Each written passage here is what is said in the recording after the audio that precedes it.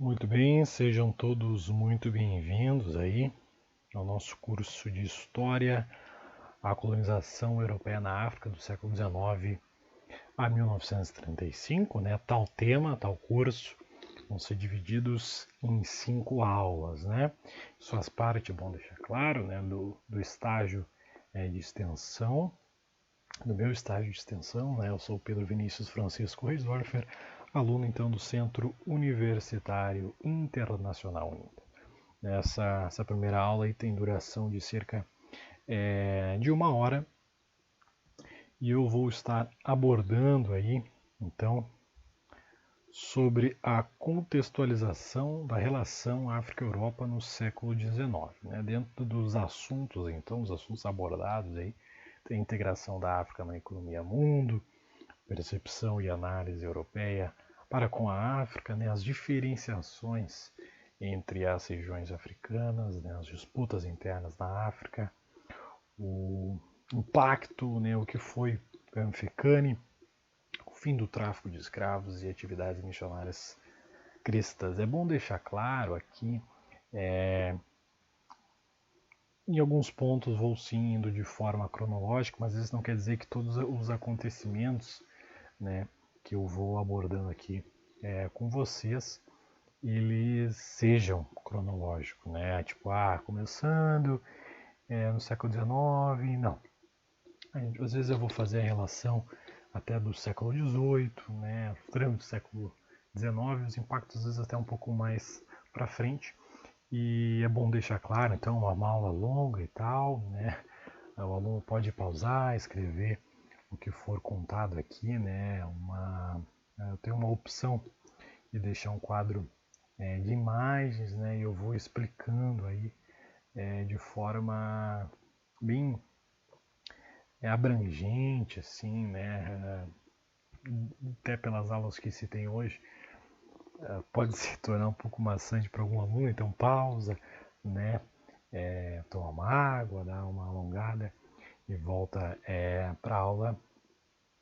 E então vamos lá.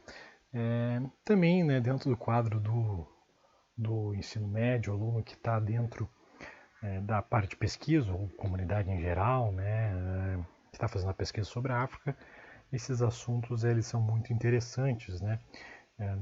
Parte, né, do pressuposto de temas, né, de modo de organização da sociedade, mercado mundo, as relações de produção, trabalho e poder, né? E de forma geral aí para tornar o aluno cada vez mais com uma criticidade, né, para ler a história a respeito, né, de um questionador da sociedade. Tento, através desse meu estudo, não levantar nenhuma bandeira fechada, né? Claro que abordando essa colonização europeia na África, já se sabe, né, todo o impacto de forma geral ruim, né, do modo como foi, mas tem aspectos positivos, aspectos negativos, as razões também que a gente vai que eu vou estar abordando aqui com vocês. Mas vamos lá. Primeiro ponto: integração, intensificação da África na economia mundo. Bem, um dos artigos, né, Santos 2014, né, eu vou deixar a referência, eu vou falar só o sobrenome aqui e no final da nossa aula, né, tem as referências para o aluno que quiser pesquisar um pouco mais. Ele diz: a descoberta da África Meridional pelos portugueses no século XVIII abriu uma luta fratricida de ingleses, holandeses e franceses. Já era conhecida no Ocidente a vida comercial entre o interior e a região portuária através do Saara, sob controle muçulmano, mas a principal expectativa portuguesa da descoberta de ouro e pedras estava contrariada pela atividade econômica restrita ao tráfico negro. Até o século XIX, a presença ocidental na África era rarefeita, a qual não se podia dar o nome de colônia, restrito a entrepostos comerciais espalhados na costa da África Ocidental, notadamente o Senegal e o Golfo de Benin, e mais precariamente Angola, sendo a região ao norte de Moçambique reduto mais apropriado pelos árabes. Então, aí enfatizando, né, que a presença colonial no século XVIII, no século XIX, ela não era absoluta na África toda. Muito bem, a crescente integração da África ao sistema econômico mundial é muitas vezes considerada, né, não somente como um elemento importante, mas antes como o principal acontecimento da história da África no século XIX. Em vez de ser considerado como um prenúncio, né, o século XIX aparece então como o início do período colonial. Né? Não mais nas aulas um pouco mais para frente a gente vai falar, né, da partilha que deu início aí sim de 1880 a 1935 da colonização de força da Europa, mas ela já vinha acontecendo aí direta e indiretamente desde o século XIX, conforme a asserção do falecido professor Dyke em Trade and Politics, segundo a qual a história moderna da África Ocidental é, em grande medida, a história dos 5 séculos de comércio com os europeus. Então, considerou-se por muito tempo que o crescimento do comércio com os europeus, a organização das rotas comerciais e o desenvolvimento em mercados que se multiplicavam na própria África, das trocas destinadas a alimentar o comércio externo, eram principais, se não os únicos fatores de mudança na história da África oitocentista. Destaque atribui-se a transformação do Egito ao choque causado pela chegada de Bonaparte, em vez de considerar o complexo conjunto de fatores internos que haviam originado já no século XVIII o movimento nacional em torno do albanês Muhammad Ali. Ao se apoiar no renascimento egípcio, Muhammad Ali impedira o poder otomano de assentar de novo seu domínio direto sobre o Egito. Da mesma forma, vê-se no Mefecane, que vou explicar um pouco depois para vocês, não um produto da própria dinâmica da sociedade do Gani do Norte, mas antes uma vaga reação da presença dos europeus, reação essa que teria dado origem a pressões sobre a fronteira ocidental do Cabo ou ao desejo de comercializar com os portugueses na Baía de Del Lagoa. No início do século XIX, a notável conjunção desses acontecimentos com a Jihad, esse movimento muçulmano aí bem forte dentro da África Ocidental, e o despertar da Etiópia exige uma explicação global. Mas em vez de buscar essa explicação na dinâmica das sociedades africanas, os historiadores acreditam poder encontrá-la na industrialização da Europa e na influência da economia mundial sobre a África, é o que aponta Ajay, 2010. E aí, no livro base aí, sobre a África, a relação da África, século XIX a 1880, aí, da Unesco, 2010. Bem, gente, um dos principais fatores das grandes transformações ocorridas no continente africano durante o século XIX, que serviu como prenúncio então, para a colonização de potências europeias na África, foi a intensificação da África ao mercado mundo, enquadrando-se ao sistema econômico mundial.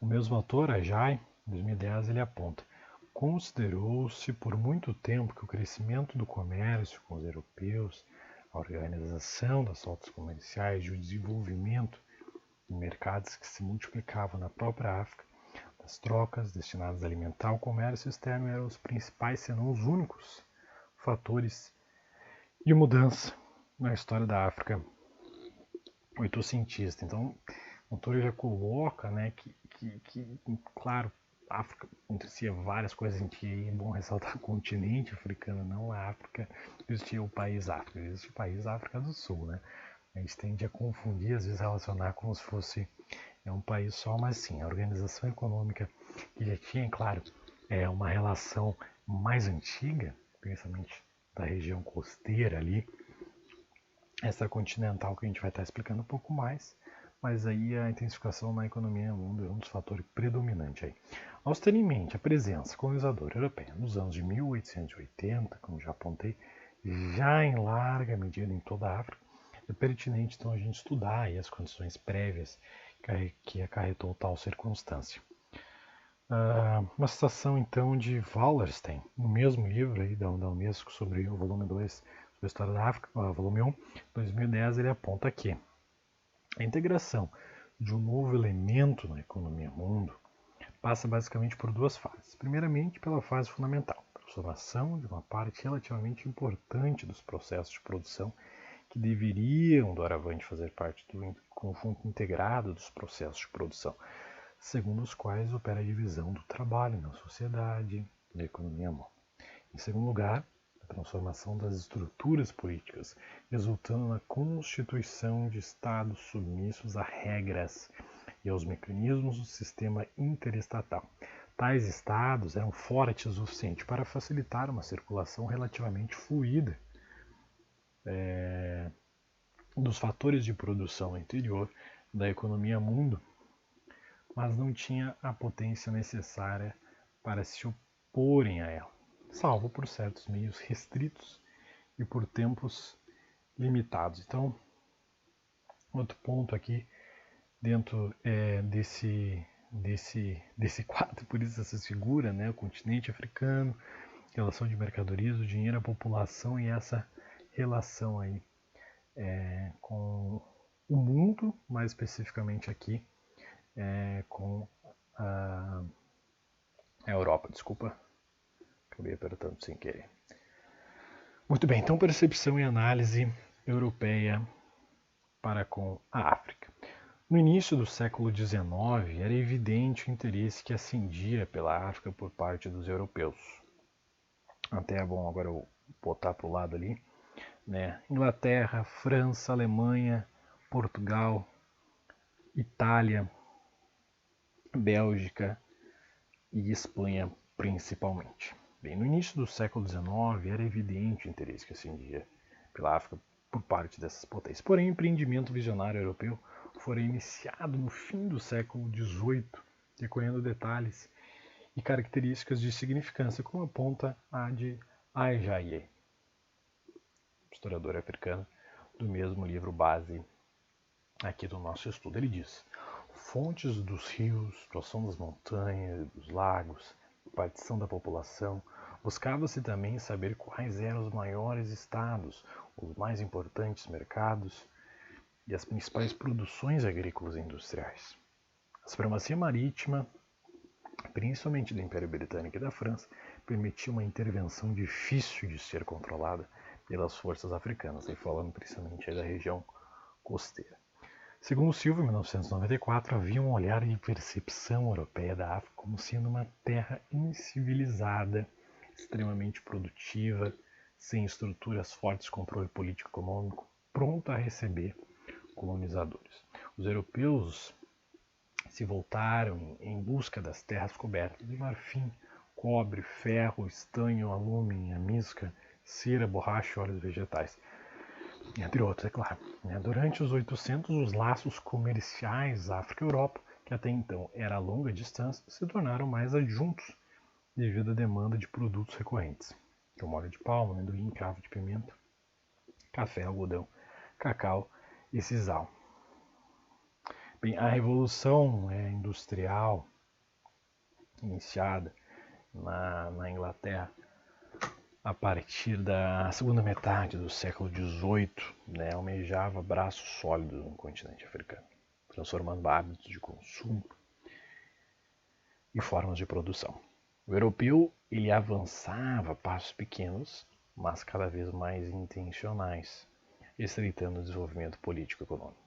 Silva, 1994, página 23, ele diz assim: no início do século XIX, das caravanas no Senegal ao planalto do Adamawa, as instituições políticas aspiravam a ajustar-se ao modelo muçulmano.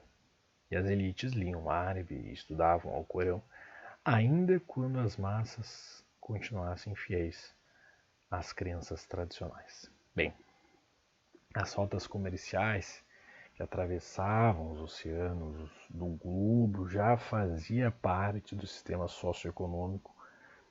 Deixa eu só...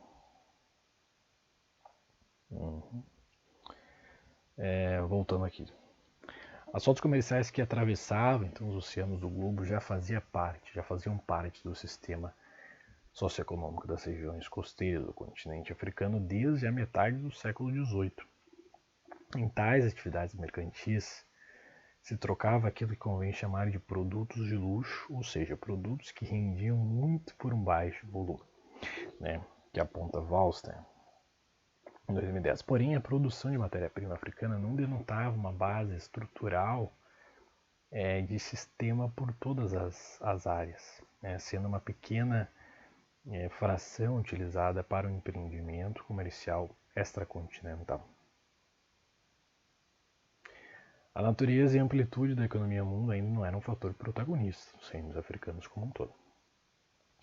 Wallerstein aponta: parece que ainda em 1750 Moçambique, cujo litoral fora colonizado pelos portugueses, contava dentre seus mercadores com mais naturais da Índia e do Guzerat do que residentes portugueses. Falamos aí da região mais colonizada aí pelos portugueses e é uma das mais severas. Parece que as mudanças importantes intervieram somente na segunda metade do século XVIII, com a queda do Império Mogol, o advento da Índia Britânica, bem como o avanço dos árabes omanes na costa Swahili. Muito bem. Então a gente pode perceber um pouco mais que ainda no século XVIII, as colônias, os colonos europeus eram pouquíssimos, mas a gente vê um olhar aí europeu para os produtos, a Revolução Industrial que a gente vai falar ainda mais aqui, visando aí o desenvolvimento da indústria de uma mão de obra barata que a gente vai ressaltar um pouco mais. Então, gente, próximo ponto é as diferenciações entre regiões da África. Bem, as regiões da África não se diferenciavam apenas nas questões culturais, étnicas e políticas, mas também no que tange a estruturas de sistemas e suas relações com a Europa. O Egito, após ser uma das regiões mais ativas do comércio de produtos de luxo, passaram por uma crise de estrutura envolvendo fiscalidade, impostos, como também modernizações, termos de Mohamed Ali, como a gente já citou, como eu já citei, estava enfraquecido nos anos de 1880, manifestando condições necessárias para que a força da colônia britânica impusesse sua força de domínio. Outras regiões, como o Maghreb, tiveram uma relação economia-mundo mais tardia ainda, devido a atividades de corsários e países com resistência maior. A exemplo da Argélia, Mais uma citação aí de Wallstein, 2010, sobre a África Ocidental. Durante todo o século XIX, assistiu-se à multiplicação das importações de produtos manufaturados provenientes da Europa e, sobretudo, da Grã-Bretanha. Assim, a África, cujos tecidos de algodão já eram os primeiros produtos de importação no século XVIII, a África, cujos tecidos de algodão já eram os primeiros produtos de importação do século XVIII, multiplicou-se por 50 volumes de suas importações entre 1815 e 1850 e depois por 7 até 1891. Ou seja, a Europa já estava importando muitos produtos da África, claro, produtos de baixíssimo custo para a Europa, principalmente do algodão, mas como a gente falou, principalmente dos óleos vegetais, aí, amendoim e outros produtos. Bem, os territórios da África Oriental permaneceram à margem da economia mundo capitalista. No que tange a negociações e ganhos comerciais durante um longo período, mas sofreu anos e anos com o tráfico de escravos, que a gente vai falar, vai ser um dos nossos últimos temas aí, mas é um tema que demanda bastante ousadia, mas é de bastante importância aí para os alunos aí. Bem, alguns produtos então, como eu falei, como cravo da Índia, depois de um período tornaram-se uma forte demanda, resultando numa integração no mercado mundial de forma a desenvolver ali a economia mundo, na África Ocidental e Central, a relação com a economia mundo já era acentuada desde o século XVII. É uma região aí que já vinha de longa data aí, com os trâmites, principalmente extracontinental aí, de produtos de pequeno porte. Porém, com laços mais fortes devido ao mercado do tráfico de escravos, né? Wallstein diz: a partir de uma certa época, os negreiros evidentemente não se contentavam mais em buscar indivíduos para vender como escravos, mas forçavam-se para assegurar fontes regulares de abastecimento. É por isso que a África Ocidental e Central foi insensivelmente levada a usar seu sistema de produção e sua política em função dessas relações econômicas doravante permanentes. Então aqui a gente já tem um exemplo.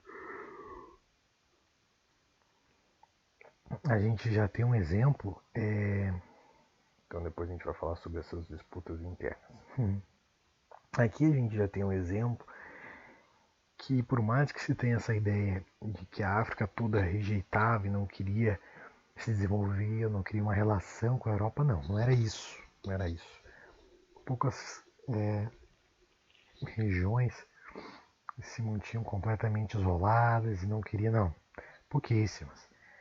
O desenvolvimento, a busca pelo desenvolvimento, a busca pelo giro econômico, por mais que não se tinha, de repente, toda uma abordagem, todo um estudo capitalista, né, dentro dos líderes africanos, essa relação, claro, foi fruto já dos colonos antigos já, e a relação com os árabes, né, são grandes negociantes. A África já se desenvolvia, a África já tinha trâmites bem entrelaçados com a Europa. Então não se dá para ter essa ideia do africano um aborígene, civilizado completamente, toda a África como se fosse igual e como se ela não quisesse de maneira nenhuma, no todo, não fazer negociações com a Europa. Lógico que queria. Gente, o processo de integração não foi rápido. Vale ressaltar, segundo Wallstein de novo, que tal processo de integração da África não ocorreu de maneira rápida. Estamos falando de transformações de século. Né? A gente vai ver que no final, né, a colonização enfaticamente europeia ela não durou muito tempo. Mas todos esses trâmites de um século é muito tempo, são 100 anos em jogo, né? Bem como os valores tradicionais permaneceram quase imutáveis por um longo período. Né? Não foi a Europa, a África está fazendo negócio com a Europa e ela se modernizou da noite para o dia, não. Uma variante que acarretou mudanças significativas foram as novas estruturas construídas para suprir a demanda de produtos de primeira necessidade, envolvendo uma dominação maior por parte dos europeus, é o que aponta Wallstein. Convém sublinhar que a integração da África na economia do mundo não é consequência de uma livre escolha. Uma visão, isso é outra visão aqui já. A integração foi um processo exógeno que se chocou com a resistência. Vamos falar sobre resistência também. Oposta pela África, produziu alguns efeitos. Ela retardou, depois diminuiu o próprio processo da integração, mas houve um momento em que o equilíbrio das forças foi desfavorável aos oponentes. Isso não foi o fim da ação de origem local, as lutas pelo poder continuaram, mais ou menos ainda, segundo as vias pré-existentes, porém, obedecendo a novos imperativos sistemáticos e geralmente diferentes daqueles que estavam em vigor antes da integração.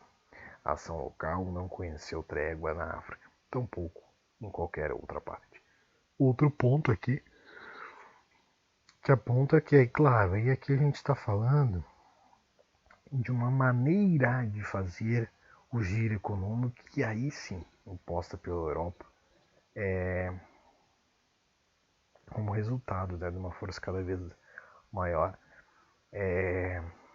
dos europeus na África. Muito bem, estamos quase chegando à nossa metade da nossa aula aqui, né, já vimos bastante coisa e agora vamos então abordar as disputas internas na África. Interessante, né? Essa visualização, né? Aqui, né? O coroa simbolizando os reinos estava em jogo, muito sangue, muita guerra, soldados, né? E a mulher simbolizando também a sociedade civil aí, que teve um grande número de vítimas. Bem, as potências europeias elas começaram a criar raízes dentro do continente africano, levando-se em conta, além do fator geopolítico, dois fatos importantes: a inexistência de uma economia e estruturas políticas enfraquecidas.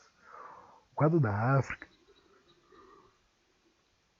é muito grande para ser generalizado, né? Mas era de conhecimento europeu as disputas internas que percorriam os reinos africanos, deixando suas estruturas desestabilizadas. Disputas internas percorriam os reinos africanos, deixando suas estruturas desestabilizadas, o que bem poderia ser visto como um ponto facilitador para a transformação que os colonizadores queriam implantar no continente africano. Lógico, né?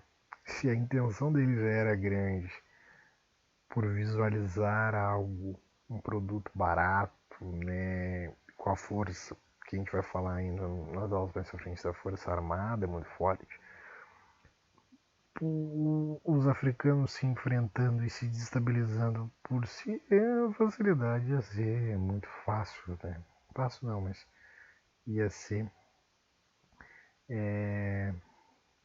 mais palpável para os europeus. Então, movimentos alternados durante os séculos de ascensão e queda de reinos africanos, disputas internas entre parentescos e religiões, acabou resultando em sociedades desestruturadas no que tange à administração econômica e política. O Maghreb e o Egito eram as únicas regiões onde se haviam de longa data estabelecido estruturas políticas relativamente duráveis, derivadas de vários séculos de aplicação da lei islâmica. Interessante aqui, nas nossas aulas a gente não vai focar tanto, né, na influência do islamismo, mas ele tem uma importância bem grande, né, tanto dos momentos da jihad, quanto da educação, quanto das transformações sociais. Mas isso não é um ponto aqui das nossas aulas. Um pouco mais sobre as lutas internas da África, e a gente vai citar aqui citação bem longa aqui de Isaacman, 2010, lá na página 246, nosso livro base África, volume 6. Muito bem. Em 1875 havia pouquíssimos poderes regionais autóctones. Aí já na beira, há 10 anos antes da partilha da África. Em certa medida, este vazio político era o reflexo da recusa ou da incapacidade de inúmeras sociedades da África Central para organizar ou para manter um sistema político centralizado, enfatizando aqui derrubada de poder. Um grande número de estados Lunda e Shona sofreu também o processo de fracionamento político. No norte do Zambeze, o comércio dos escravos reforçou as rivalidades internas dos reinos Lunda e de Kanzebe. Undi, Kalonga e Lundo, e tornou-os vulneráveis às atividades sediciosas e aos ataques dos traficantes de escravos e de seus homólogos no Nguni. No sul, além dos ataques devastadores dos Nguni, de Zaujantaba e dos Gaza, clivagens nos seios das elites Shona enfraqueceram muito sensivelmente as potências regionais. Atribui-se geralmente às incursões de Zaujendaba, a destruição do reino de Zoi, de Xangamiri, profundamente dividido ao passo que por volta de 1875 a divisão do estado de Barwe e suas facções rivais, conjugada aos ataques devastadores dos Gaza, permitiu Gouveia, um aventureiro de Goa, usurpar temporariamente o trono de Barui. Aqui, perdão, desculpe pela minha leitura de alguns nomes aí africanos que são bem complicados aí de serem ditos. Continuando a citação. O sucesso de Gouveia se inscreveu em um processo mais geral, permitindo aos invasores Yao, árabes, Swahilis, Chikunda e Nguni tirarem proveito da ausência de potência regional para conquistar estados. Esses novos estados militares eram indiscutivelmente mais fortes que as comunidades vencidas por eles, mas os povos dominados os viam como intrusos, estrangeiros e detestavam seu regime autoritário. Isso obrigou os dirigentes a reforçar suas práticas coercitivas, levando assim a uma crescente hostilidade e a multiplicação das insurreições. As revoltas dos Tonga das margens do lago, dos Tumbuka e dos Enga contra os Mbela e Nguni e as dos Tongas dos Shipi contra os Gaza também foram provas da hostilidade crescente dos oprimidos. O mesmo espírito de desconfiança impeliu os Tawara e os Tonga a desafiarem regularmente os afro-portugueses e seus aliados, Chikunda, que haviam obtido vastas possessões territoriais na margem sul de Zambeze. A elite Swahili, que governava os sultanatos costeiros de Angoche e de Quitaxauá, encontrou a mesma oposição. Tal animosidade não permitiu a formação de uma frente de resistência unida. Pelo contrário, vários povos dominados recusaram-se a ajudar a elite estrangeira.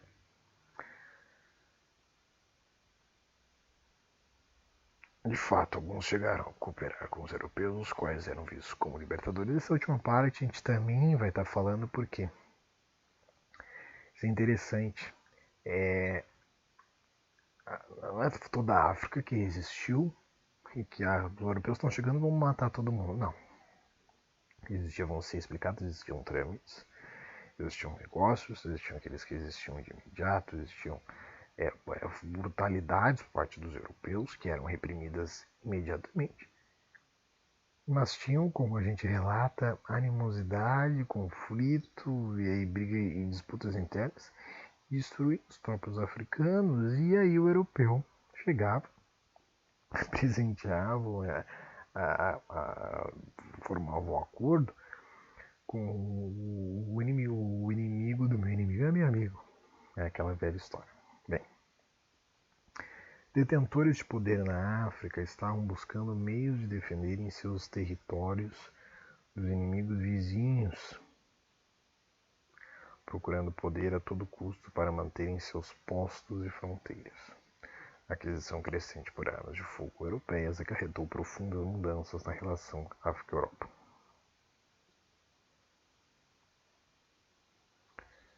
Mais uma citação aqui de Silva, 1994. Alteraram as táticas de guerra e as relações de força interafricanas. Cresceu o poder centralizador dos reis, que monopolizavam o comércio externo e, portanto, o acesso aos mosquetes e à pólvora. Novos estados surgiram de chefias que controlavam os caminhos para o mar, e outros se consolidaram e expandiram, muitas vezes sobre a base de um intenso sentimento nacional. Segundo Ajaya, 2010, ressalta que à medida que a demanda pelos produtos africanos aumentava, bem como a aquisição de armas de fogo devido a guerras internas, outros fatores aceleravam a relação África-Europa. Em decorrência dessa expansão do comércio europeu, bem como das atividades dos missionários europeus e norte-americanos, o cristianismo e as atividades europeias relativas à organização social e política tornaram-se igualmente fatores de transformação, atravessando uma vasta zona estendida de Serra Leoa até a África Austral, alcançando Madagascar, que diz Ajaya, 2010, página 1906. Então, segundo a Jayá, há um traço marcante pouco lembrado pelos historiadores da história da colonização do continente africano. Os soberanos africanos estavam em um processo de reformarem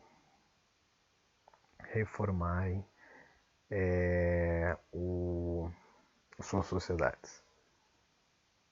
Havia um empreendimento sistêmico em várias regiões ligando à herança da cultura africana.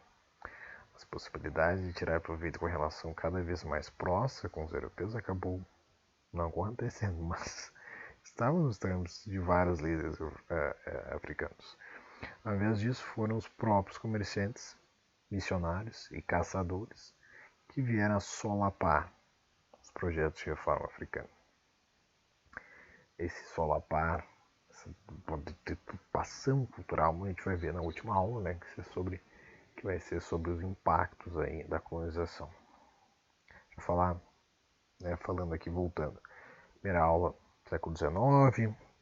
Na segunda a gente vai falar sobre os discursos aí e motivações europeias, né, que motivou para a colonização. As ações, duas aulas 3 e 4 sobre as ações antes da Primeira Guerra Mundial e depois da Primeira Guerra Mundial, são os colonizadores na África. E a última aula concluindo sobre o impacto. Muito bem, gente, estamos chegando aí 36 minutos de aula, bastante conteúdo, mas vamos dar prosseguimento. Bem, ao mesmo tempo em que haviam estados que se encontravam na problemática situação de escolher entre um esforço reformista ou uma perspectiva de desintegração, à vista das relações comerciais mais intensas e as rivalidades políticas crescentes, havia um número mais reduzido de estados que voltaram-se para si, centralizando o poder interior, aumentando subordinados, monopólio, poderio militar, bem como enfraquecendo estados vizinhos. E aí, né, então a relação maior e intensa antes da ou conforme de com os europeus. Acredita-se numa certa ingenuidade por parte dos africanos em acreditar que as terras cedidas aos europeus como aluguel e empréstimo para trâmites comerciais não tinham intenções de domínio e controle. Citação agora de Silva, ele diz assim, bem interessante. Agravou-o e precipitou-o o terem assumido os britânicos e atrás deles os outros europeus o que se chamou de missão civilizadora e mais tarde de fardo ao homem branco. Máscaras de um darwinismo sociológico que se traduzia nas relações humanas em racismo e arrogância cultural. Não havia a menor compreensão pela diferença de modos de vida. Tudo que se afastava dos padrões europeus era uma demonstração de selvageria e barbárie. Os consules e administradores de enclaves europeus na África queriam que se transformasse pela adoção dos modelos prevalecentes na Europa. As estruturas políticas e os costumes sociais das comunidades que os consideravam como hóspedes queriam que as diferenças se reduzissem a uma uniformidade imposta de força de fora. A posição desse requer frequentemente, através de ações armadas, não podia deixar de desembocar no Império. Bem complicado. Então, gente, chegamos a famoso Mfekan. Pouco se sabe, eu acho que de forma geral, pelo aluno de ensino médio que foi, né? Não é muito abordado dentro da sala de aula. Mas é um assunto, embora difícil de ser explicado, tentar abordar falando um pouco sobre citações diretas, depois dando um resumo geral sobre o que foi.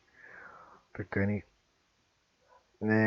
começa com uma situação do autor Leonard Nkongok, historiador africano, né, da História Geral da África, volume 6, África do século XIX, a década de 1880. Ele diz assim: sabemos como sociedades de imigrantes de língua banda, criadores de gado e cultivadores familiarizados com o trabalho do ferro e seus usos, estabeleceram em diversas regiões da África Austral, ao sul do Limpopo, entre metade e o final do primeiro milênio da era cristã.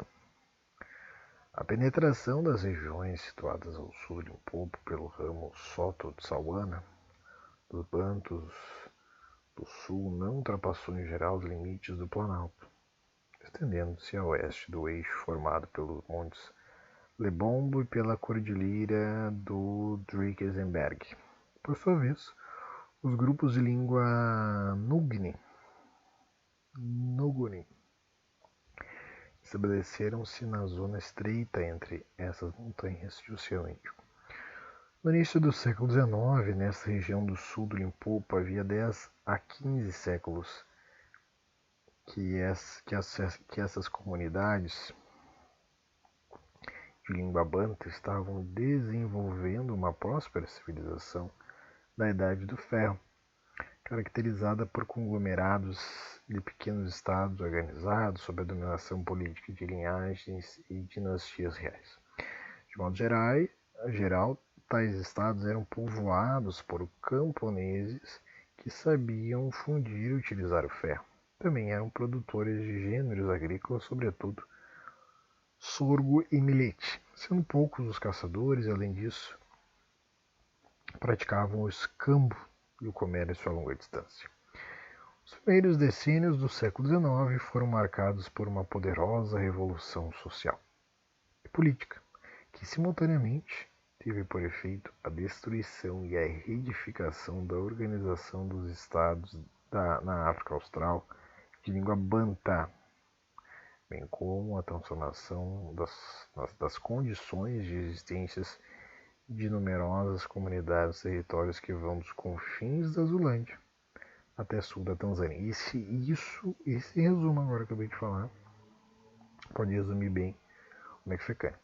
Essa revolução que é denominada Mcfecane, esmagamento, que se pode estabelecer como esmagamento na língua Nguni, também é conhecido sob o nome de Difaknan,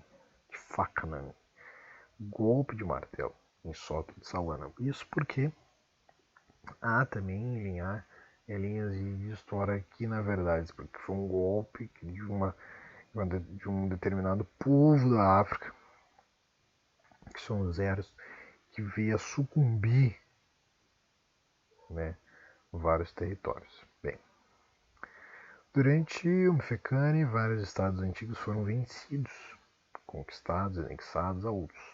Alguns estados foram arrancados de seus territórios tradicionais, forçados a se implantar alhures. Muitos se encontraram, então, empobrecidos e enfraquecidos em certos casos. As antigas dinastias reinantes foram suplantadas, ao passo que em outros lugares as populações de aldeias inteiras eram aniquiladas ou capturadas. Entretanto, essa mesma revolução assentiu ao avanço de vastos reinos centralizados em diversas partes da África Austral. Ela também assistiu ao nascimento de impérios e de reinos servidos por organizações militares e burocráticas de um novo tipo. Por outro lado, o Mfecane teve o efeito a despovoação de consideráveis porções do território da África Austral, o que facilitou, em seguida, a apropriação da terra africana pelas comunidades migrantes e colonos brancos. Não somente esses colonos boeres colocaram as mãos nas partes mais ricas do solo africano, mas também lançaram-se imediatamente em campanhas sistemáticas de roubos de rebanhos e organizaram a escravidão dos africanos recorrendo àquilo que, por eufemismo, chamavam de aprendizagem. De outro ponto de vista, o Mfecane teve repercussões profundas no interior dos próprios estados africanos. Estimulou o espírito inventivo dos chefes políticos africanos e os obrigou a se adaptarem, tanto no plano da tática militar quanto o que concerne à organização política e à administração dos negócios. Sob alguns aspectos, o Mefecane pode incontestavelmente ser considerado um acontecimento desastroso, mas por outro lado podemos ver nele um conjunto de circunstâncias cujo caráter positivo e criador se faria sentir nas gerações futuras. Certos estados aos quais ele deu nascimento sobreviveram até nossos dias e agora fazem parte da comunidade internacional. Se considerarmos a amplitude do fenômeno, o número de reinos e a diversidade dos povos cujo futuro foi transformado pelos redemoinhos da grande obra do Mefecane, e se percebermos bem o caráter fundamental e a qualidade das mudanças que ele produziu no modo de vida e de organização da maioria dos grupos tocados por ele, somos obrigados a admitir que o Mefecane até uma época recente foi um acontecimento negligenciado pela historiografia da África Austral. E diríamos como Albert Cooper que, em comparação, o Grande Trek pode ser considerado como uma peripécia. É isso mesmo. Então, finalizando essa parte do Mefecane, para frisar bem, então, o Mefecane ou Difacane, né, em Minas Gerais, o esmagamento, o martelo, em Minas Gerais se refere a um movimento migratório demográfico acompanhado de uma forte ruptura política. Tal fenômeno ocorrido então na África Austral durante 1820 a 1830 tem divergências de causas. O fato é que ocorreu uma violenta revolução sociopolítica envolvendo principalmente os Zulus sob o domínio de Shaka e o reino de Nguni, seus rivais. Os últimos foram vencidos, resultando em territórios solapados, povos empobrecidos, migrações de vários estados, aldeias aniquiladas, nascimento de reinos, organizações militares e transformações políticas. John Wayne Carper, né, ele se refere a uma violenta revolução, então, né, dentro dessa região. Muito bem, vamos lá. Deixa eu só pegar, ajeitar aqui, gente. Que a gente vai para os nossos dois últimos pontos, né? Vamos falar agora do fim do tráfico de escravos, que embora a gente vai deixar para falar um pouco agora mais para o final, né? Com certeza, talvez seja o ponto mais importante a ser falado, a ser dito aqui nessa aula. Não pretende-se aqui, gente, abordar todo o processo que envolveu o fim do tráfico de escravos, os desvios em todos os seus impactos. Isso aí seria uma hora de aula e horas e horas só para falar do fim do tráfico negreiro. Mas cabe aqui as contextualizações no que tange as razões da abolição e suas consequências, né, dentro do vínculo comercial sociopolítico África-Europa. Devido ao seu histórico, né, de século no quadro comercial de escravos, bem como o elevado número, né, de 3 milhões de escravos transportados, e ser a pioneira dos movimentos abolicionistas, opta está aqui em Minas Gerais em abordar tal temática tomando como base a Inglaterra. Talvez aí uma das nações que mais se escravizou, mas foi a nação, por isso que a bandeira aqui, ó, a bandeira que se iniciou, né, o processo do fim do tráfico negreiro.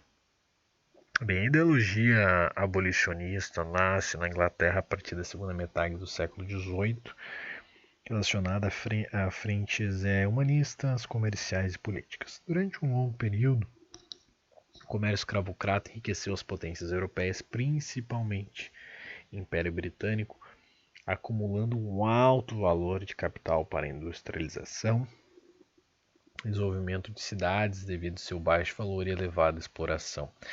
Vão ter linhas aí de historiador explicando que não foi tão ganho, mas foi. Senão teria durado tanto tempo, né?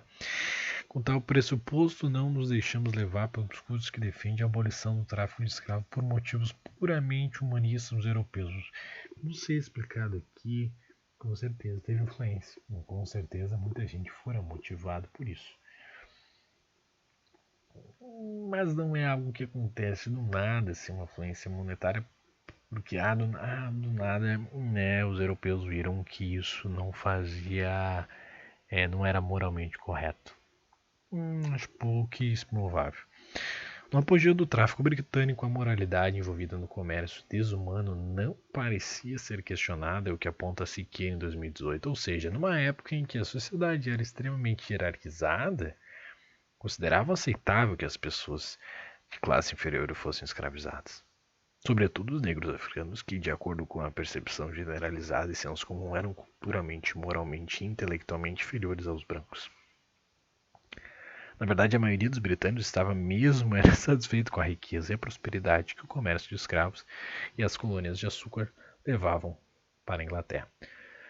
Bem, como analisado por Siqueira, à medida que relatos de maus tratos dentro dos navios negreiros chegavam ao público na Inglaterra, que recebia cada vez mais adeptos da abolição movidos pelos discursos de filósofos como Shaftesbury, Francis Hutcheson e Radical, que haviam escrito sobre o valor da benevolência, como também as movimentações moralizantes dos cristãos protestantes, aumentava a pressão para o fim da escravidão. Antes resumido como um ser selvagem, primitivo, incivilizado, o negro africano passava a ser visto aos olhos da conduta moral e social, como também sua honra e legitimidade humana. O tráfico de escravos começava a ter uma perspectiva negativa, afinal de contas. Bem, a oposição do tráfico de escravos efervesceu quando empresários, jornalistas, intelectuais e políticos se envolveram. A sensibilização pelo fim do comércio escravocrata começava a atingir a população geral. Ao longo das últimas décadas do século XVIII, a ideia de que a escravidão era moral e economicamente errada se espalhou na política econômica e por todas as classes sociais, que disse que em 2018. Daggett, 2010, no nosso livro básico sobre a África, ele diz: segundo Eric Williams, essa abolição servia poderosamente aos interesses econômicos da Inglaterra industrial nascente. Com certeza, essa abordagem fértil não negava inteiramente o papel da filosofia moral, nem de um humanitarismo ideal e triunfante, mas faz aparecer severas contradições entre o pensamento teórico e a realidade prática. Entre os principais dirigentes do movimento abolicionista figuravam numerosos banqueiros. O caso vale também para a sociedade francesa, nos Amigos dos Negros, ou seja, a abolição do tráfico servia aos interesses do capital. Como já comentado, então, o fim do tráfico de escravos não surgiu de uma base humanista, mas comercial. Segundo Emanuel Wallerstein, o autor mais citado nessa aula, chegou a um ponto no qual o custo-benefício de um escravo começou a ser repensado. Para o comprador europeu, sustentar um escravo mais seu vigia e preço de produção não era mais tão vantajoso financeiramente.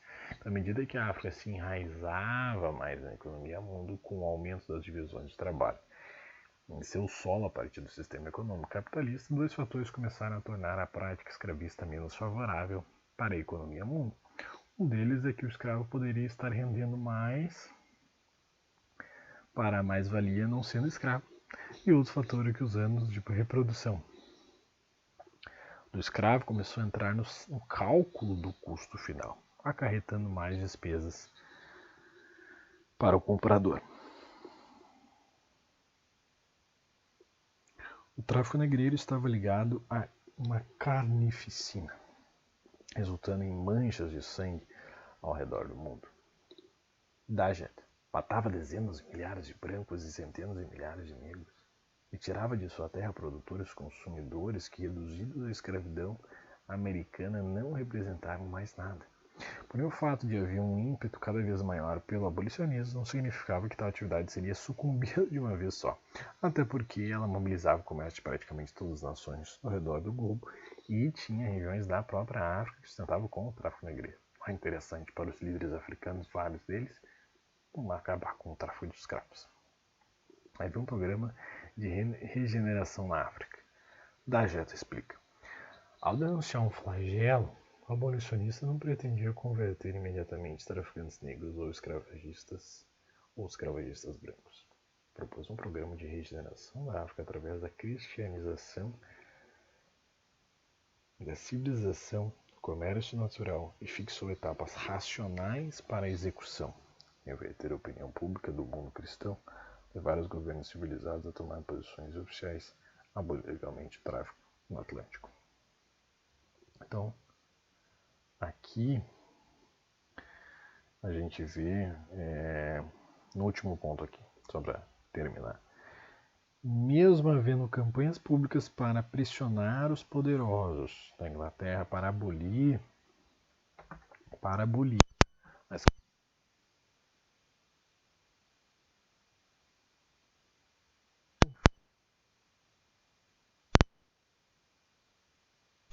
sermões, o parlamento inglês levou mais de 20 anos para abolir o tráfico negro. O mundo, em geral, dependia dessa prática. Então, cerca de 80% do comércio exterior britânico chegou a depender do tráfico de escravos. Logo, não seria de uma hora para outra que tal ação se encerraria. O primeiro país a abolir o tráfico de escravos foi a Dinamarca em 1802, seguido pela Inglaterra em 1807. O fim da escravidão em todo o território britânico sucedeu em 1833. As outras potências europeias, o processo foi mais tardio. A abolição foi mais tardia. A política britânica do controle comercial se revestiu de roupagem generosa e humanitária, como a gente viu, para lutar contra o tráfico de escravos, que não era mais tão vantajosa economicamente. Um traço da movimentação contraditória iniciada pelos ingleses se fez presente anos depois com quase toda a África colonizada, mas com ação escravagista mantida em outras regiões. E para finalizar então a nossa aula, as atividades missionárias cristãs aqui vai ser um panorama bem geral aí de uma situação de Albert Abu Boahen, da página 51 à página 57.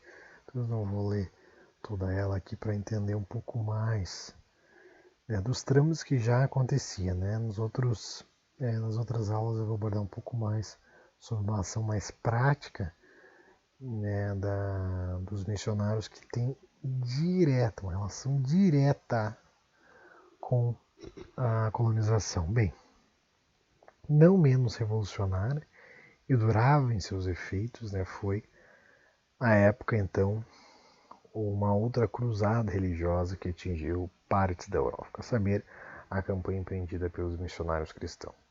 Nada que as primeiras tentativas de se implantar o cristianismo nas regiões que se estendiam do sul do Sudão Ocidental e remontem à época das explorações portuguesas do século XV, mal se encontrava o traço dessa religião na África no final do século XVIII.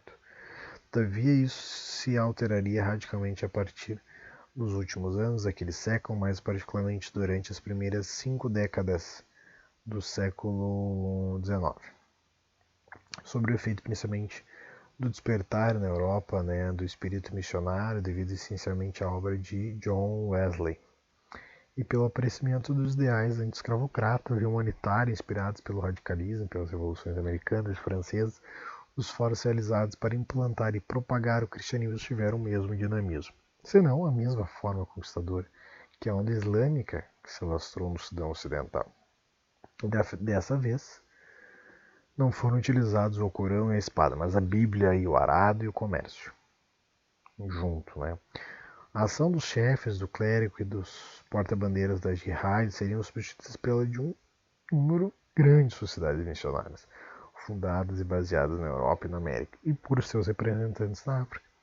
Deste modo, no início de 1800, somente 3 sociedades missionárias trabalhavam em toda a África Ocidental. Né? Em 1840, já apenas 40 anos mais tarde, né, elas já eram mais de 15. E as mais importantes eram a Church Missionary Society, a Missão da Alemanha no Norte, ou a Missão de Bremen, a Missão Evangélica de Basileia, fundada na Suíça, e a United Presbyterian Church of Scotland, Igreja Presbiteriana Unida da Escócia, e a Sociedade das Missões Estrangeiras, fundada na França. Durante as 3 décadas seguintes, 50, 60 e 70, mais de uma dezena de novas congregações de origem americana vieram a engrossar, então, essa lista. Na África Ocidental e Central, né, em 1850 havia somente uma congregação missionária, a Church Missionary Society, em 1873. Então houve vários empreendimentos que sucederam a cada ano e aumentando mais, né? A London Missionary Society, também a Daily Telegraph, no qual o explorador jornalista Stanley considerava as missões a se encontrarem no Buganda, né? Estenderam seu trabalho a partir da África do Sul até a Tanzânia, e por fim a missão católica dos padres brancos plantando-se neste país 2 anos após a Church Missionary Society. Deste modo, a evangelização na África Oriental e Central, no fim do século XVIII, encontrava-se em bom caminho. É interessante ressaltar que a amplitude e o sucesso das atividades missionárias foram ainda maiores na África Austral. Ao final das guerras napoleônicas, havia não mais de 2 sociedades em atividade em toda a região: a Missão Murave e a London Missionary Society, como já citou aqui já em 1799.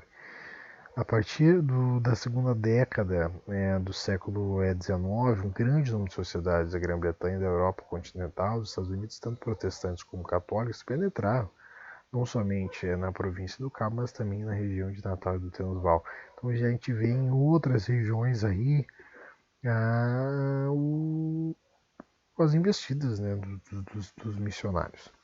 Uma diferença importante entre a empreitada missionária na África Austral e aquela que teve lugar, por exemplo, na África Ocidental, se deve à participação direta e ativa que os missionários tiveram na primeira dessas regiões citadas. Gente, no início, acreditou-se que os missionários da África Austral estivessem sempre do lado dos africanos, sistematicamente defendendo sua causa, mas trabalhos recentes mostraram que eles eram frequentemente empregados como negociadores entre as autoridades comerciais e as autoridades africanas, muito mais como diplomatas do que como evangelizadores, e que, se os colonizadores os consideravam como perigosamente pró-africanos, muitos chefes africanos viam neles agentes perigosos dos colonizadores do imperialismo. Então ficava nesse meio. Sociedades missionárias não se limitavam a construir igrejas, e converter a população, e a traduzir a Bíblia para as línguas africanas. Elas consagravam também muito tempo a desenvolver a agricultura, criando plantações experimentais, ensinamentos profissionais como pedreiro, carpinteiro, gráficos e alfaiates, a elevar o nível de vida da população e, sobretudo, a promover o comércio, a alfabetização e o ensino do tipo ocidental. Isso aqui é bem interessante. Na África Ocidental, então, a Church Missionary Society criou o colégio Fora Bay em 1827. Em 1841, ela já administrava 21 escolas primárias. Em 1842, fundou mais 2 escolas. Então, a cada ano ia aumentando tanto a ação como o resultado, dos missionários cristãos. A influência da campanha de cristianização, sem dúvida, teve profundas tanto quanto as cruzadas islâmicas. Talvez ainda mais. Sobretudo, é um modo dos africanos convertidos, suas repercussões foram ainda mais evidentes. Esses últimos, além de terem aprendido outras profissões, tinham um mínimo de atenção e saúde. Ao mesmo tempo, os estilos tradicionais de arquitetura melhoraram e o trajar de roupas ocidentais expandiu. Uma outra consequência da propagação da nova fé, a cristã que se espalhava pela África, foi o aparecimento de um pluralismo religioso, que a gente vai estar falando mais para frente, em outras aulas, e, portanto, a divisão das sociedades africanas em grupos rivais concorrentes. Primeiro, as sociedades africanas dividiram-se entre convertidos e não convertidos, ou como eram chamados na África Ocidental, entre vermelhos e pessoas educadas. Da mesma forma que os fiéis seguidores do islamismo dividiram-se pela existência de confrarias rivais da Qadirá e da Dijanihá. O cristianismo cristalizou as pessoas educadas em católicos, metodistas, anglicanos, luteranos, congregacionistas e presbiterianos. Se em diversas partes da África esse falecimento não foi causa de tensão ou de animosidade social importante, o mesmo não sucedeu em outras regiões. E é isso, gente. Creio que deu para fazer um panorama bem grande aí do que foi né, essa contextualização em relação à África e Europa, século XIX, aos anos ali que precederam a partilha da África. A gente vai falar um pouco mais sobre então o discurso missionário, né, as motivações missionárias, os discursos e motivações que tiveram os europeus para colonizar a África. Então aqui tem as nossas referências, né, minha referência, a base na história geral da África, Santos ali na história da educação e ação missionária protestante na África do século XIX, Brasil, África e o Atlântico do século XIX, de Alberto Silva da Costa e Silva, e Siqueira, Francis e Pereira. Tá bom, gente? Eu agradeço, aqui ficou errado, sem esse último Silva aqui. Muito obrigado pela atenção de todos e até a próxima aula.